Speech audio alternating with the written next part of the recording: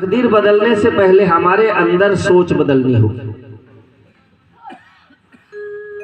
तो गुरु महाराज जी कहते हैं सोच बदलेंगे तो सितारे बदल जाएंगे, और नजर बदलेंगे तो नजारे बदल जाएंगे। तो किश्तियां बदलने से क्या होता है, दिशाएं बदलेंगे तो किनारे बदल जाएंगे।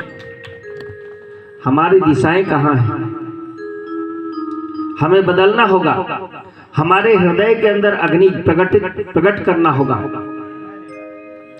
अब जब तक हम बदलेंगे नहीं, बदलने के लिए हमें दूसरे को बदलने के लिए हमें खुद को भी बदलना होगा।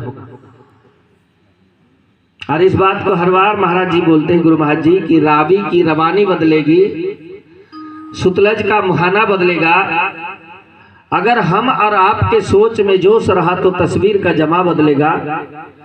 बेजार ना हो ये सारा फसाना बदलेगा। थोड़ा आप बदले, थोड़ा हम बदले, तब तो ये जमाना बदलेगा।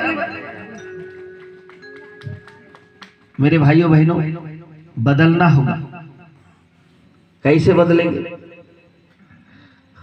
अभी हमने कहा कि जगना है, भजन से कहा जगना है।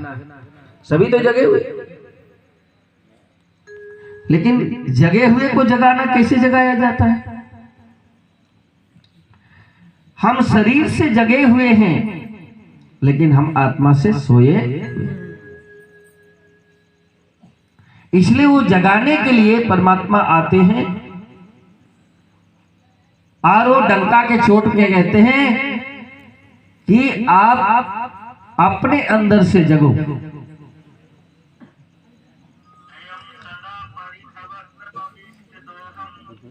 अभी देखिए, अभी फिलहाल 2-4 दिन पहले की बात है, हम एक बहुत बड़ा फेस्टिवल को मनाए, बहुत बड़ा प्रोग्राम को मनाए। वो प्रोग्राम क्या था? होलिका दहन, होलिका पर्व। सभी जगह सभी ने विश किया, हैप्पी होली। होली की बहुत बहुत शुभकामनाएं, होली की बहुत बहुत बधाई। और नतीजा क्या आया? गुजिया पापड़ सामने आया, अबीर रंग गुलाल सामने आया। कोई काला, कोई पीला, कोई हरा, कोई नीला, एकदम रंगीला बन गए सब। और रंगों की बौछार हो गया। कोई फूलों से होली खेले, और गुजिया पापड़ से पूरा पेट भर लिया, और डीजे के साथ में कुछ रंग रंगीले लिक्विड का सेवन, और जो है खूब मौज, खूब आनंद लिए, और होली का पर्व समाप्त हो गया। हमारे गुरु महाराज जी कहते हैं, थोड़ा सा इसका बेस मोटा कर दिया, बिल्कुल फीका हो जाता है। तो देखिए, गुरु महाराज जी कहते हैं कि संसार में ये जो पर्व है, ये जो फेस्टिवल है, उसमें हमें बहुत कुछ शिक्षा देने के लिए पर्व मनाया जाता है। जब भी परमात्मा को ये मानव को शिक्षा देना होता है, तो वो एक खेल खेलते हैं, एक ड्रामा करते हैं। और उनका खेल क्या होता है? एक नेगेटिव एनर्जी पैदा करते हैं, असत की शक्ति को पैदा करते हैं।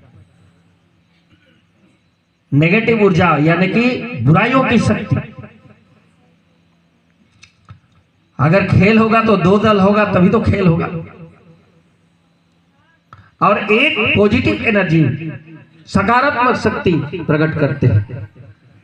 तो एक जो है, अगर बिल्ली अगर चूहे से लड़ाई करे तो बिल्ली का बेलू क्या रहेगा? शेर अगर कुत्ते से लड़ाई करे तो शेर का क्या बेलू रहेगा? तो शेर बिल्ली से लड़ाई नहीं करता है, कुत्ते से लड़ाई नहीं करता, बिल्ली चूहे से लड़ाई नहीं करता, वो तो दबोच के खत्म कर देगा, उसकी इतनी पावर है।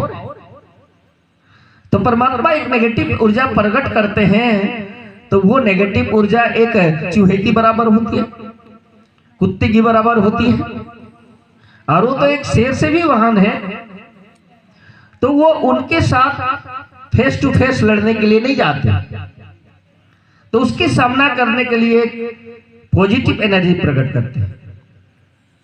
आप बात ना करें, और वो पॉजिटिव एनर्जी एक मोहरा बनाते हैं, एक भक्त को बनाते हैं, एक भक्त पैदा करते हैं। और वो पॉजिटिव एनर्जी इतनी मुलायम होता है, इतनी नरम होता है कि वो नेगेटिव शक्ति जो चाहे सो कर सके उसके साथ। सत पर असत की लड़ाई होती है, यानी कि सत असत की लड़ाई होती है, तो दुनिया को सच्चाई की शिक्षा देने के लिए, सच्चाई पर चलने के लिए वो खेल खेलते हैं। तो मेरे भाइयों बहनों, तो देखो वो नेगेटिव ऊर्जा हिरण्यकश्यप के रूप में प्रकट करते हैं, और वो तपस्या करने के लिए वो चला जाता है अपनी शक्ति को एकत्रित करने के लिए, वरदान प्राप्त करने के लिए।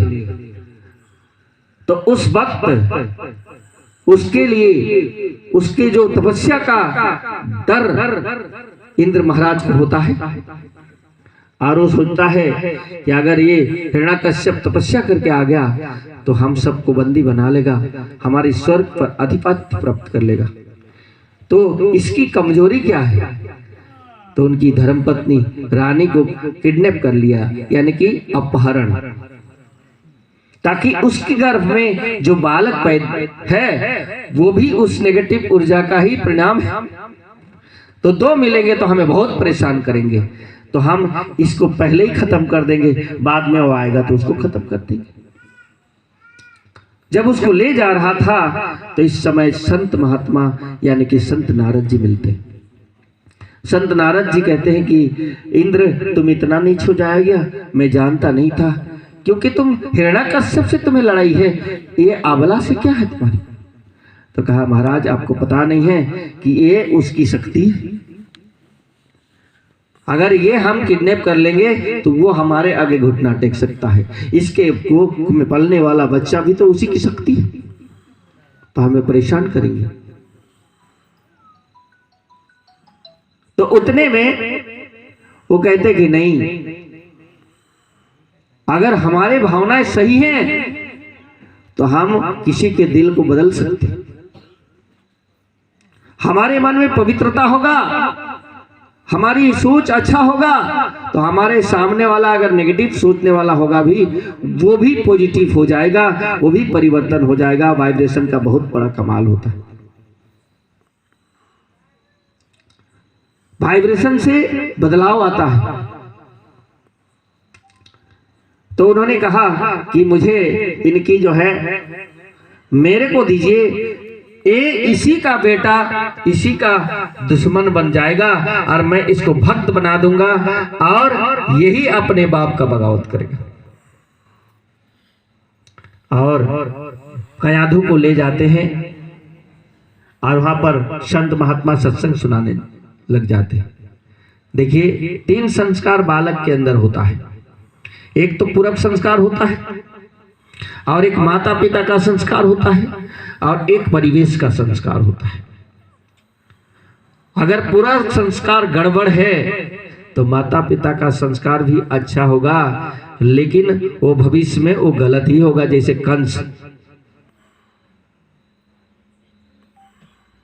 तो सज्जनों, और पूर्व संस्कार अच्छा है और माता पिता का संस्कार अच्छा नहीं है, तब भी वो बिगड़ा हुआ निकलेगा, लेकिन अगर पूर्व संस्कार अच्छा है तो बाद में वो सही हो जाएगा। तो देखो उसको मां के गर्भ में भी सत्संग प्राप्त हुआ, संस्कार बन रहा है। और देखिए वहां सत्संग प्राप्त हो रहा है, जैसे अभिमन्यु को क्या कहते हैं, अर्जुन जो चक्रव्यूह के बारे में बताया था, तो वो अभिमन्यु गर्भ के अंदर से सुन लिया था।